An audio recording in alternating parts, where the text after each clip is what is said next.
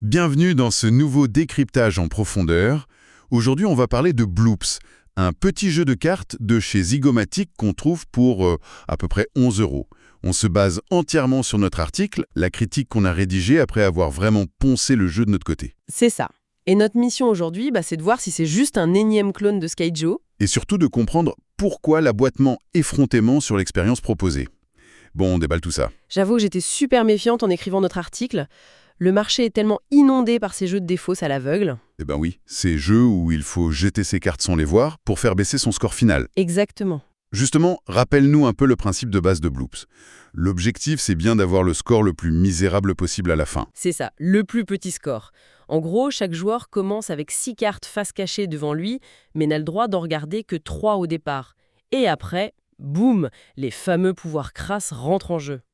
Ah oui, les pouvoirs. Par exemple, se défausser d'un œuf, ça permet d'échanger une de ses cartes à l'aveugle avec un adversaire. Et le 7, ça donne carrément le droit d'espionner une carte. C'est vraiment terrible pour les amitiés, ce genre de mécanique, hein. Surtout que c'est un pur jeu de mémoire. Et c'est là que le thème du poisson rouge amnésique est assez ironique. Ah oui, je repense à ce que tu as fouillé pour notre article sur ça. Les fameuses 3 secondes de mémoire des poissons, c'est du flan en fait. C'est un mythe complet, ouais. C'est le petit point scientifique fascinant qu'on a mis en avant. Des études, qui datent quand même de 1965, prouvent que ces poissons ont une mémoire spatiale et associative excellente. Du coup, baser un jeu de perte de mémoire sur un animal qui retient tout, c'est cocasse.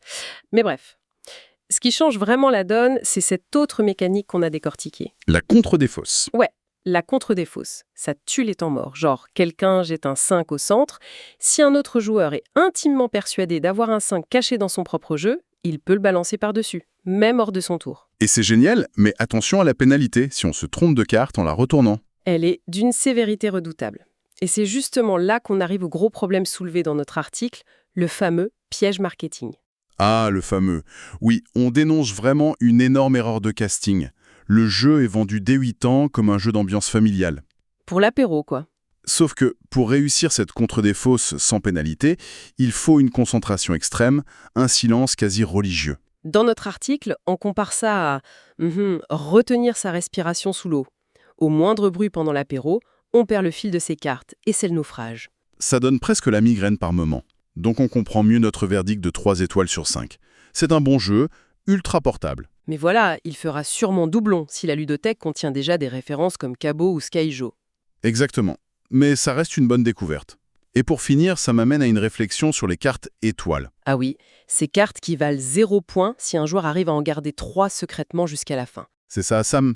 Vu l'effort mental qu'il faut déjà fournir pour retenir sa propre grille, le vrai défi de Bloops, ne serait-ce pas ce pari complètement suicidaire et jouissif? Plutôt que de juste mémoriser mathématiquement son jeu, tu veux dire. C'est vrai que tenter le diable pour cacher ses 3 étoiles, c'est peut-être ça l'essence du jeu. De quoi bien laisser les esprits tactiques méditer avant la prochaine distribution de cartes.